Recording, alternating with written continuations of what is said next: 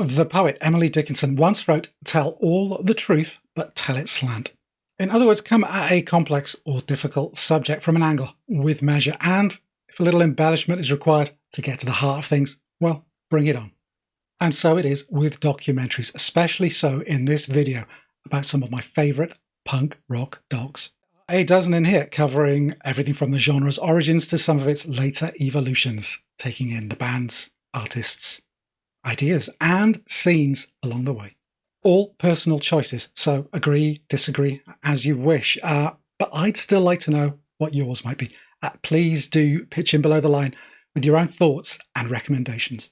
I'll be going in approximately chronological order of subject matter. So to begin, a few films about punk's origins, specifically regarding a pair of proto-punk acts from outside of the usual VU, Stooges, New York Dolls lineage.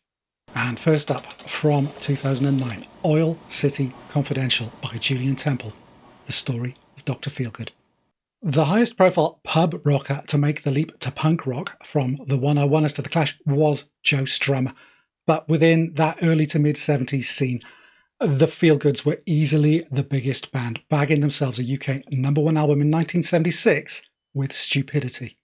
That pub punk rock kinship is obvious, both reacting to the public school pomposity of prog rock by harking back to the stripped-down early 60s R&B sound. Chuck Berry, Eddie Cochran, early Stones, Johnny Kidd and the Pirates. Temple teases out the band's Essex backstory via copious use of archive newsreel footage, alongside clips from early lurid British gangster movies of the 50s and 60s, grounding the band in a very English landscape, but showing how the bad luck, the sexuality, the menace of the blues was universal, its vocabulary ripe for retooling.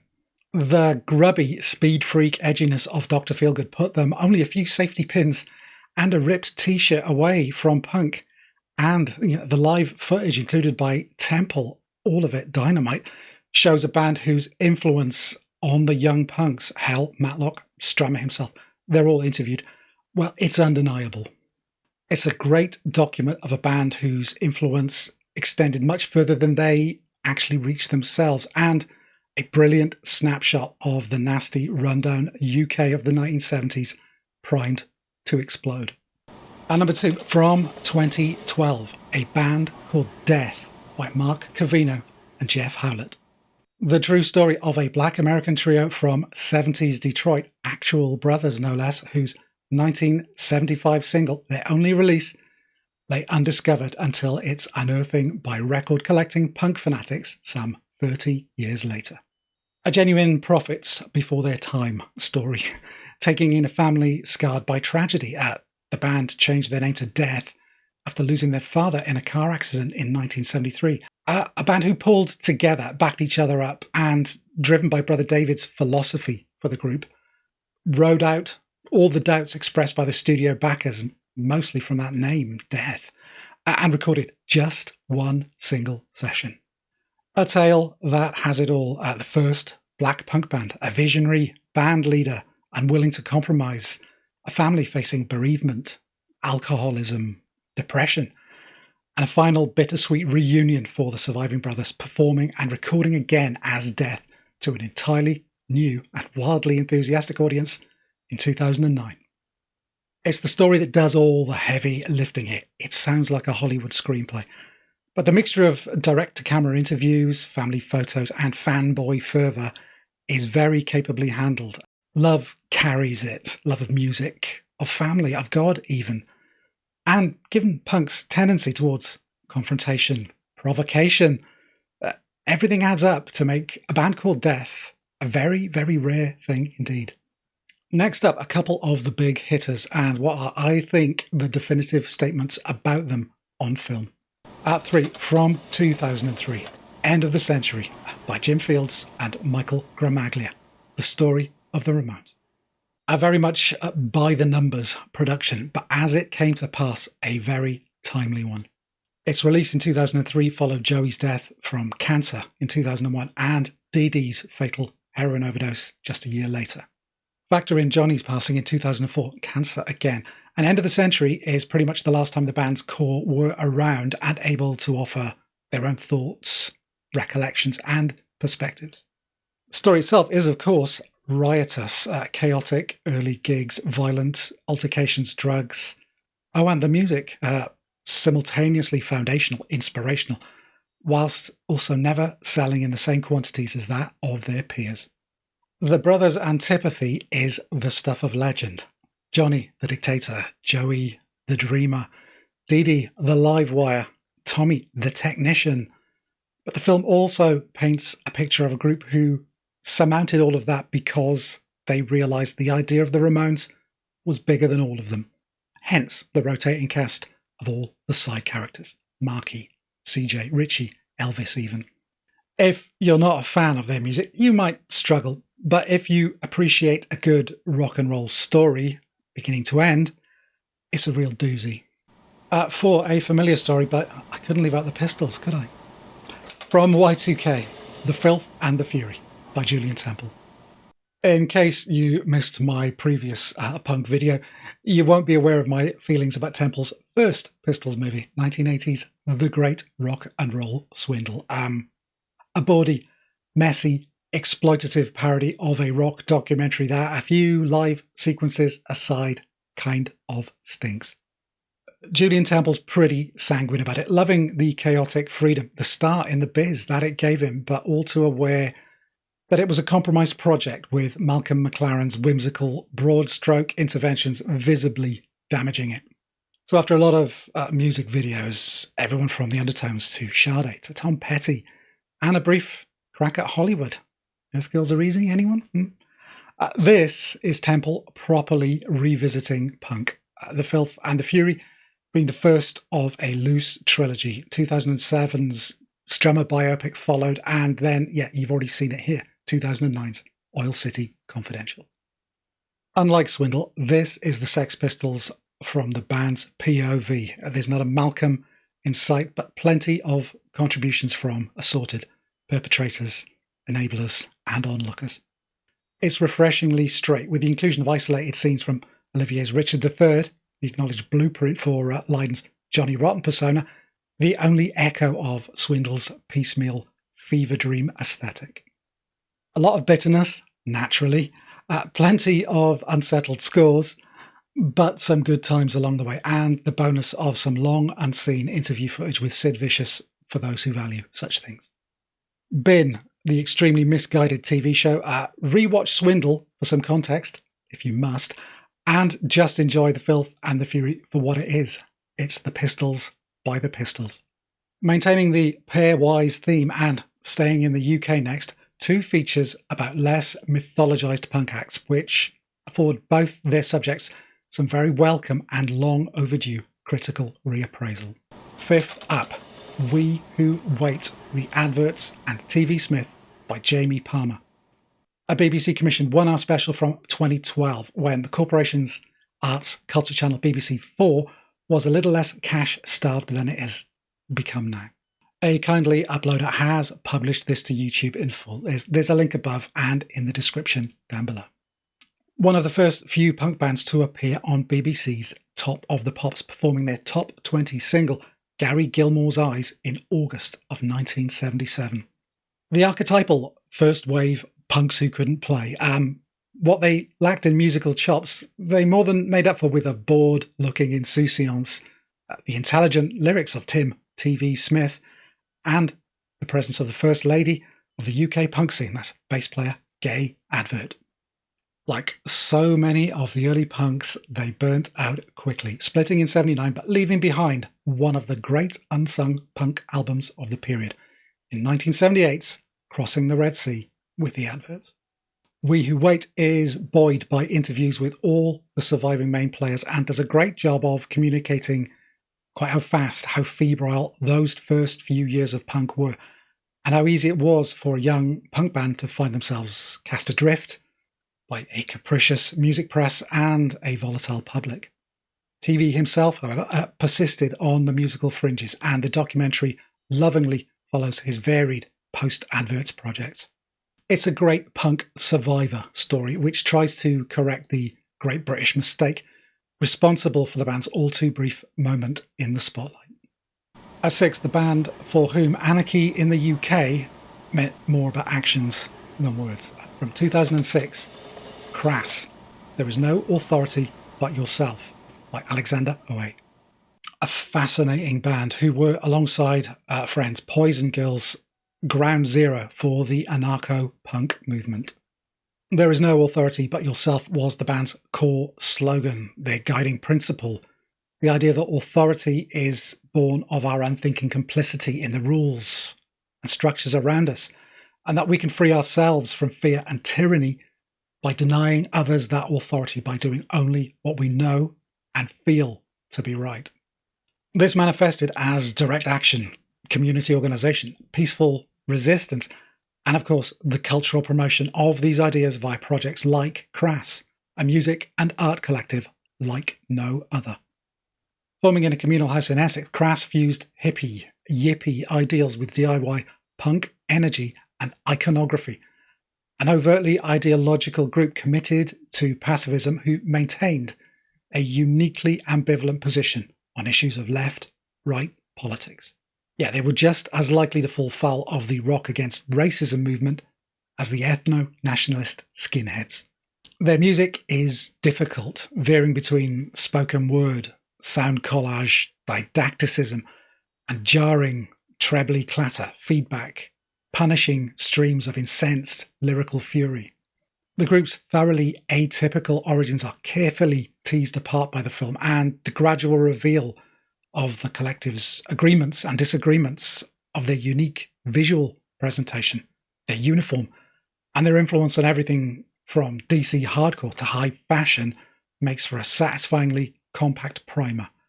Again, you can watch this one here on YouTube, and fan or not, I can guarantee you'll end up discovering something new or extraordinary by the time it's finished. Spoiler alert, US punk all the way from this point on, and a rarity to start with. A proper contemporary documentary, not a retrospective rewind. The shocking newness of punk rock at the time meant that most of the real-time commentary focused on lurid detail. Think shocking exposés, alarmist news features, discussion show pylons, and cheeseball punk storylines shoehorned into cosy TV dramas. So, kudos at number 7 to Penelope Spheris, and a full-length directorial debut, 1981's The Decline of Western Civilization. Essentially a series of informal interviews and concert footage with some of the leading lights of the LA punk scene circa 79-80. Black Flag, X, The Germs, Circle Jerks, Fear, making Decline the factual precursor to Spheris' fictional treatment of the same scene a few years later in 1983's Suburbia. It's pure cultural anthropology, no extraneous myth-making or aggrandizement, loose, naturalistic, authentic. You get Black Flag in their former church crash space with Ron and Robo sleeping in separate closets. The X household with John Doe tattooing a friend mid-interview. There's Darby Crash cooking eggs with his girlfriend and his tarantula. Plus, put-upon managers, venue owners, world-weary bouncers, and of course, the fans. The live stuff is well staged, catching many bands at a pivotal point in their development. There's Black Flag, pre-Rollins, The Germs, only a matter of months before Darby's suicide. And as the title suggests, it's not in any way an advert for the punk lifestyle. There's squalor, drugs, casual homophobia, dead-eyed nihilism, and lunkhead violence everywhere. But that makes it as true a depiction of the burgeoning LA punk ecosystem as you're ever going to see on film, and an absolute treat for connoisseurs of social history. Next up, the antithesis of Decline, homing in on one band from that West Coast milieu. A documentary entirely focused on the power of a good story, from inspirational beginning to tragic conclusion. At 8, we jam a Connor, the story of the Minutemen, 2005 film by Tim Irwin. Mike Watt assumes the narrator role in a tale of childhood friendship blossoming into creative partnership via Minutemen, one of the first of the California punk-influenced acts to pivot away from the tougher, faster, harder credo of the nascent hardcore scene. Mike may be the narrator, but the real hero of the story is guitarist, singer-songwriter D. Boone, the absent friend and musical foil who died in a freak van accident at the age of just 27. What Boone and drummer George Hurley had taken Minutemen from San Pedro obscurity to the fringes of mainstream college radio acceptance via an intuitive, alchemical melding of hardcore punk energy and spirit with jazz, funk, folk, and heavy rock elements tossed in. A story about punk as community, as brotherhood. Its transformative power forging bonds between the band's members and beyond out into the scene that they were an utterly unique part of. A straight retelling describing the vector from Watt and Boone's first meeting, age 13, to Dee's death and the Minutemen's premature end. Copious live video, reminiscences from all over: Henry Rollins, Ian MacKaye, Spot, Richard Hell, Flea, many, many more. The band's icono aesthetic is applied to the film itself. No bells, whistles, or framing contrivances. A big heart and a lot of love propels the whole production. Punk rock is almost a bit player in this story. It's about the power of connection, of a friendship, and how that touched the lives of everyone who came in contact with it, be that in person or through the music. It's quite lovely. The US punk hardcore movement may have originated on the coasts, New York, LA, DC, San Francisco, making cities like these fertile ground for filmmakers. But for 9 on this list, I wanted to highlight a great documentary about a less celebrated scene in the American Midwest's biggest city. From 2007, You Weren't There, a history of Chicago punk, 1977 to 1984, by Joe Lacerdo and Christina Tillman. I really enjoyed this one. There were few, if any, big-name breakout bands from the Chicago area during the punk era, making this a story packed with local detail and character. Contributors include fans, DJs, musicians, promoters, bar owners, zine writers. The subjects? Well, the very first punk club nights, the running battles with city mayors, the brutal Chicago PD, the bands themselves, of course, and the rivalries, the beef that they played out. Chicago here acts as the perfect microcosm of the wider punk scene in the USA. You get the first freaks and weirdos to congregate, to instigate, the lightning rod bands, Effigies, Naked Reagan, Strike Under, the codification of hardcore as a style, a uniform, a straitjacket, and the emergence of new sounds and ideas that would come to prominence in the post-hardcore alt-rock landscape. Again, it's a very tried and tested format. Interviews, live footage, TV spots, flyers, posters, all that stuff. But this is a story less told because, as the title sets out, you weren't there. At 10, the first and only, is this even a documentary on this list?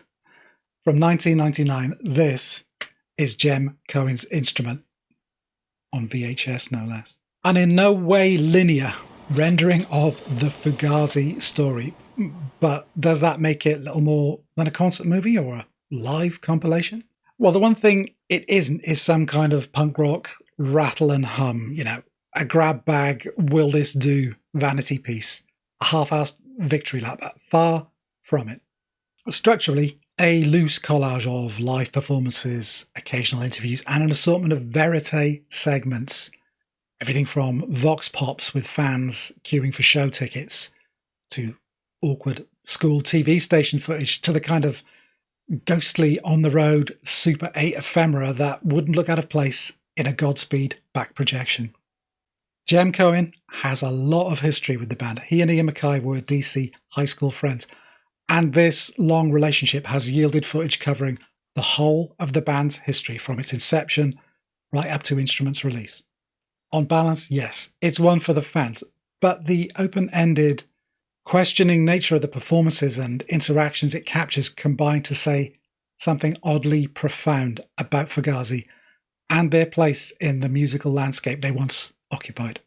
The scolding exuberance of the band live is contrasted with the meticulous precision and method of their recording process, caught during sessions for 1995's Red Medicine, the album that began their later experimental period.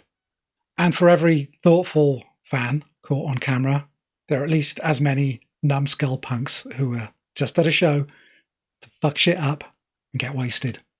Yet Instrument is a keen choice of title. In the eponymous song's lyric, just a tool, something to take a measurement. But what you choose to do with that value is up to you. Fugazi may be the conduit, but they don't provide answers. Here's a hammer, they say, but the choice to build a desk or to smash a window, well, that's up to you. It is long and willfully episodic, ponderous even. But if nothing else, it showcases the band in its most potent setting, on stage, blowing eardrums and minds in equal measure. Closing out then with a pair of artist profiles travelling from one end of the punk spectrum to the other, from shocking self-destructive spectacle to focused positivity and activism, provocative in diametrically opposite directions.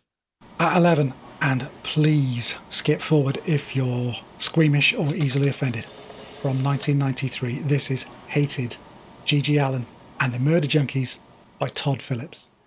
G.G. is the logical endpoint of that no future school of punk rock negation. Nothing matters, everything's fucked, do what thou wilt. Some, not me, will claim that the life and music of G.G. Allen can be viewed as a kind of spiritual quest, an almost monastic adherence to degradation, violence, and oblivion. Most, however, I hope, will see instead a monstrous, degenerate heroin addict, a violent, misogynist criminal, a sideshow freak, drifting out beyond the event horizon of normal human experience. The kudos for Hated must go to director Todd Phillips, this being his filmmaking debut while still a student. He would go on to huge critical acclaim via, curiously, numerous hangover movies, with Joker bagging a Best Actor Oscar for its lead actor, Joaquin Phoenix. Phillips remains a dispassionate observer throughout, giving G.G. space to try and explain his thoughts, his motivations, without judgment, never shying away from depicting the frankly sickening stuff that his fans were there to witness live. It's a shade under 55 minutes long, and I would expect you to spend a sizable portion of that either averting or covering your eyes. Yeah, it's extremely graphic, often upsettingly so. The darkest side of punk culture you'll ever see committed to film, and please, don't say I didn't warn you. And finally, at 12, a flip side to G.G., a palate cleanser, from 2013, The Punk Singer by Ceenie Anderson. A Story So Far documentary about Kathleen Hanna, frontperson of feminist punk band Bikini Kill, and co-instigator of the Riot Girl movement that grew out of the early 90s PNW underground music scene. Coincident with the arrival of third-wave feminism, Riot Girl sought to challenge patriarchal behaviours and accepted norms. The violence, sexual, physical, psychological, waged by a male-dominated society against women, and the manifestation of that within the punk music scene itself. Yeah, that boys' club mentality that encouraged slamming or moshing without regard, and various other knucklehead macho behaviours, marginalising or actively challenging female involvement. And the film rightly, I think, celebrates Riot Girl as a scene that played out in parallel with grunge and Hannah's role at its vanguard. The vibrant fanzine community, the space created for women and girls at gigs, the support network it provided as a feminist counterpoint to the scene that, in the music press's eyes, it shadowed, and of course, the music itself. And fittingly, Ceenie Anderson, encouraged by Kathleen, chooses a primarily female set of interview subjects to keep the film focused on the core ideals and participants within the Bikini Kill and Le Tigre stories. Kathleen's battle with ill health due to late-stage Lyme disease in her late 30s, early 40s is also very sensitively handled. There are those out there who paint Kathleen Hanna as nothing more than a hype merchant, someone who knows how to play the media game. I think the punk singer demolishes those hot takes comprehensively. And given most of that criticism comes from a woman who loves telling the whole world what she thinks, maybe a little more self-awareness would help, eh? And that's the 12. If you've enjoyed this, then yeah, go ahead and like. Why wouldn't you? And please do subscribe to stay in the loop regarding any new stuff that I put out here. I've tried to include links to places you can watch these films, but as is often the case, streaming providers vary their output from territory to territory. So sorry if you're outside the UK. My advice, well, there are always less legitimate ways to watch a full movie, if you catch my drift. Anyway, but before you begin reeling off your indignant whatabouts in the comments section, I'll respond to as many as I can. Here are a handful of nearlies that I was mulling over. Proto-punk, yeah, Gimme Danger from 2016 by Jim Jarmusch, a down-the-line retelling of the story of Iggy and the Stooges. It's pleasingly complete, a little straight, a little by the numbers for Jarmusch, but it's definitely worth catching. A few more UK punk flicks. 2015's The Damned, Don't You Wish That We Were Dead, is a lot of fun, balancing their chaotic longevity against the litany of misfortune and poor decisions that kept them resolutely cultish. The Pistols, The Clash, Buzzcocks even, all seem to get more historical respect. But this movie makes a strong case for them as the ultimate punk rock survivors. 2021, Polystyrene, I Am a Cliche. It's a very personal look, told through her daughter Celeste's voice, of the life and legacy of Polystyrene, lead singer of X-Ray Spex and one of punk's first and most atypical female icons. Follow this one alongside the punk singer as a much-deserved redress for a marginalised figure in the generally paler punk pantheon. And lastly, from 2006, American Hardcore, a great get-you-up-to-speed run through the hardcore punk story, but which does focus on bigger scenes, LA, DC, NYC, that are covered in far greater detail elsewhere. More on Austin, Minneapolis, Vancouver, others would have been very nice. And that's your lot. Thanks for watching, and particularly so for making it right through to the end. I do have a post-punk alt-indie documentary follow-up in the pipeline, so yeah, stay tuned for that one.